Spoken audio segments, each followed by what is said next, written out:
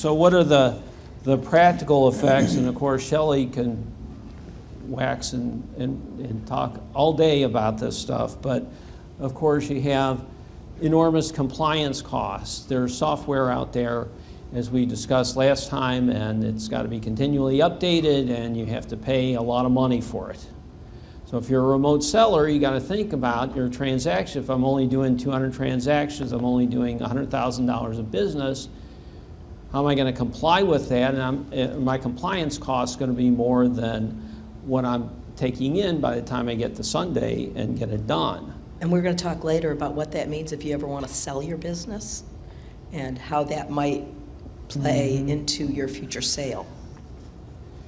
Now, there's streamlined sales taxes. Is it 30 states now, Robert? How many states? Yeah, that's about right. About 30 states where you can register on one place, and you'll register for all those states. And the consideration, I suppose, is if I do that, then what if I'm paying or collecting on taxes on states that I hardly ever sell to, that I would not meet the minimum threshold? So you got to so there's considerations of that. There's audit considerations because as Shelley was mentioning, these Department of Revenue, they'll go directly to the Walmart or to the Amazon or whatever to collect their data. So they're going to know about it, and they're going to go aggressively against these companies. They have been.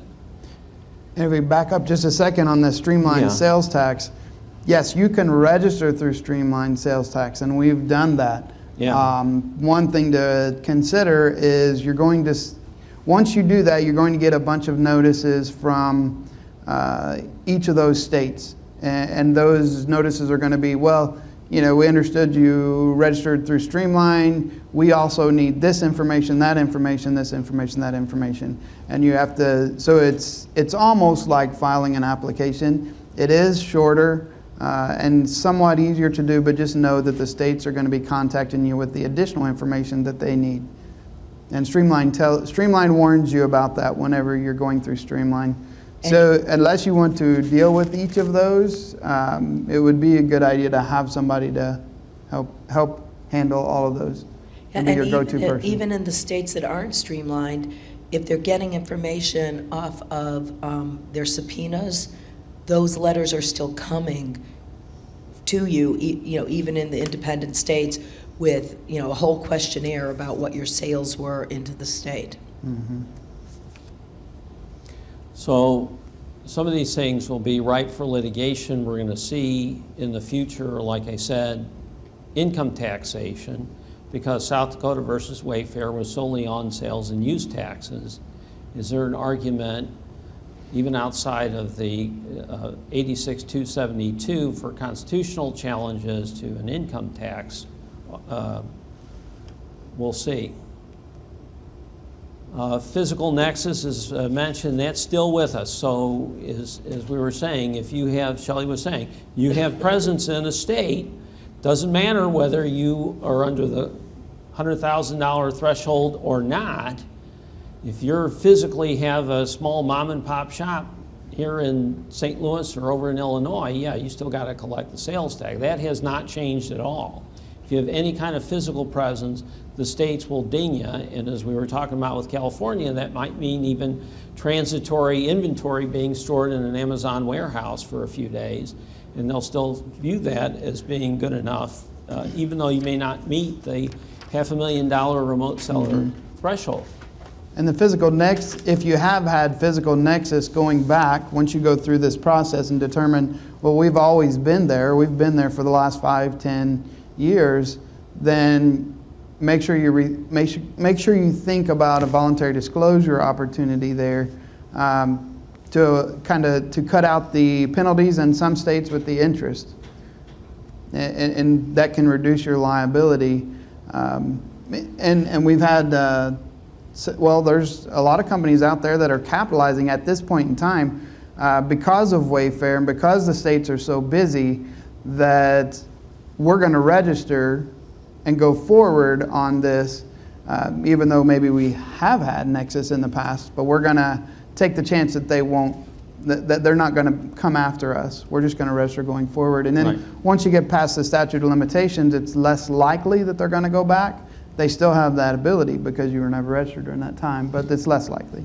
Yeah, it's kind of interesting because, in certainly federal law, and I think state as well, if you fail to register when they think you should have been, or you fail to file a return, I don't know if the statute even runs. It doesn't. They can go back as far as they want. So it's kind of crazy, but most of my clients are looking at this prospectively and are kind of biting the bullet on the backlog and hoping that they can solve the problem going forward and that'll satisfy most states. And I think other than California and a few states, it seems to at least not have caused the states to look backward. I think they're happy to be getting something going forward, but there's no guarantee that once they get through this backlog that they won't go and look retrospectively. And Robert knows this. Once a state gets you in their viewfinder, if they don't like you for some reason, or like the IRS, I mean, they don't like you for some reason, then they will go back as far as they can. So you never know when you win that audit lottery and or I guess lose the audit lottery is probably better. They're going to come after you big time for that, and because they don't like the cut of your jib or whatever it is. So one of the things that we might want to take a look at is what kind of entity. Do we want to put up some firewalls if we have a conglomeration of businesses? Do we want to separate those businesses out? Because if the state comes back with a whopping $1.6 million bill like that fellow in Philadelphia, and there's no way he can afford that, is there a way to protect the assets of other businesses from that kind of liability by looking at separate corporations, separate businesses, et cetera, et cetera? And maybe brother-sister corporations with a holding company, however you want to do that, but that's one consideration. What's the worst they can do to me if I have separation, and look at it, what kind of firewalls do I need to put up going forward? Now, keep in mind there are fraudulent conveyance laws. Right.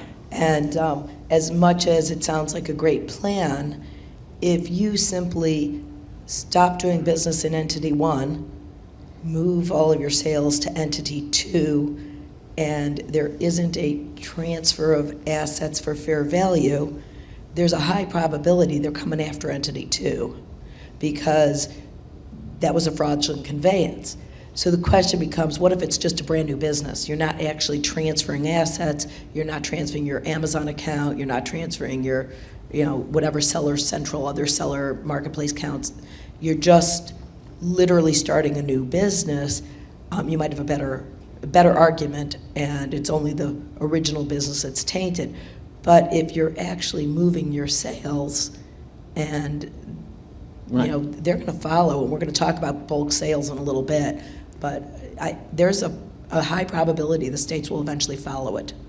And then you also, and keep in mind that if you're considering that, changing the entity or whatever, keep in mind there are affiliate nexus laws, so they have to be completely different. So if you have an entity here named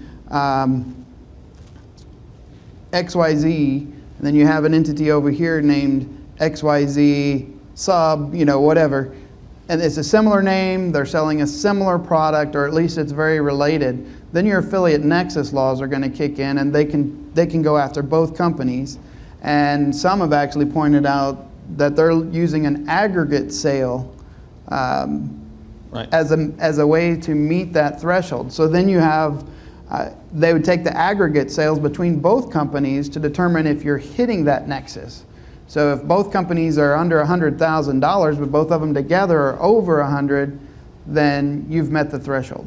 But certainly in a case where you have totally separate lines of business, and this is just law school 101, everybody kind of know it, you got to separate out, keep east is east and west is west, don't mix the milk with the meat, right? So you want to keep those separate. So if you have a wholesale business over here that would never collect sales tax because it doesn't sell at a retail, and you have your retail business over here, absolutely you need to keep them separate, because you don't want the states start looking at, well, what are you really doing in that wholesale business, and then start to ding that for the liabilities of the retail business. So kind of along that same line, and his next point is M&A, but these are kind of integrated topics. Right. So I have a client who has acquired a couple of UK companies, and they are UK based, but they were selling in the United States. And because of the way Amazon works in the UK, it's easier to buy what's the equivalent of the stock of the limited in the UK than it is to transfer and do an asset deal, because it's very hard to move assets and with the VAT and the way it all works in the UK, it's hard to do it. So these are stock deals. The challenge is they were selling in the United States.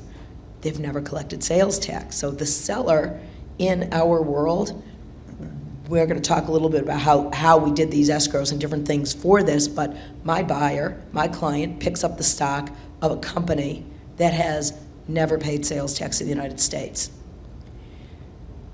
The decision we made was to actually use this kind of entity structure. We formed a new entity that purchased the assets of the US operations only. Move the US Amazon account and that is a fresh start. We know that the old company, the UK company, still has the backlog of the sales tax issue. But we did it quite intentionally, because now the seller has the liability for any sales tax he didn't pay while owning the UK company, but we have a hard line. Because the buyer has registered his new company for all the US sales, and immediately upon initiating that company is registered in all 50 states and is selling and is paying and collecting sales tax. That UK company, we assume, will eventually be tagged, and it will. I'm sure they're going to come after the whole structure, that little parent U.S. company and this UK company. But it was a way for us to be able to identify what the seller owes, and we'll talk a little bit, because we actually have set up a holdback and a escrow structure to address that issue. One thing that, along those lines, when I was a young lawyer, we had a major multi-million-dollar transaction going on, and for whatever reason I was asked to sort of quarterback this thing. And of course the buyer was a big conglomerate, and they did a lot of due diligence on the company. And this particular company was a manufacturing company, matter of fact, but it was so well run. Dot the I's and cross the T's on everything: insurance, corporate minutes, employee handbook. I mean, you name every single thing that they could comply, they did. And so when the buyer looked at this, they said, well, what the heck, we'll buy the stock of the company, which is a little bit unusual, because you don't necessarily want to pick up unknown liabilities when you buy the equity of the company. So the point of my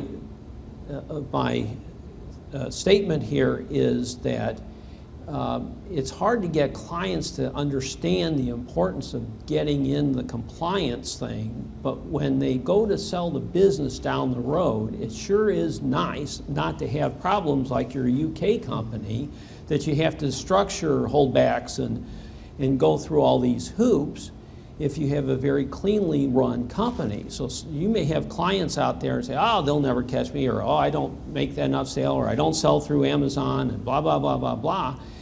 That's not the point. The point is that someday some buyer is going to be looking at that business, and they're going to be wondering, why haven't you complied with South Dakota? And we're going to not do the deal because you have not been compliant, even though you've never been caught even, let's say, or ever had a problem. So it's just a little piece of advice, if we can give our clients, how important it is to keep up as best they can with compliance. No company's perfect, but as best they can. And Shelley, I don't want to jump the gun, but you have a number of clients that have dealt with that specific issue, right? Where the buyer comes in and goes, whoa, you have too many sales tax liabilities, and they ran. Right. Yeah, and that's, we're gonna get to some slides on that, but, you know, I represent both buyers and sellers. So it's not unusual for us to deal in the last 18 months with this issue. And it's hard.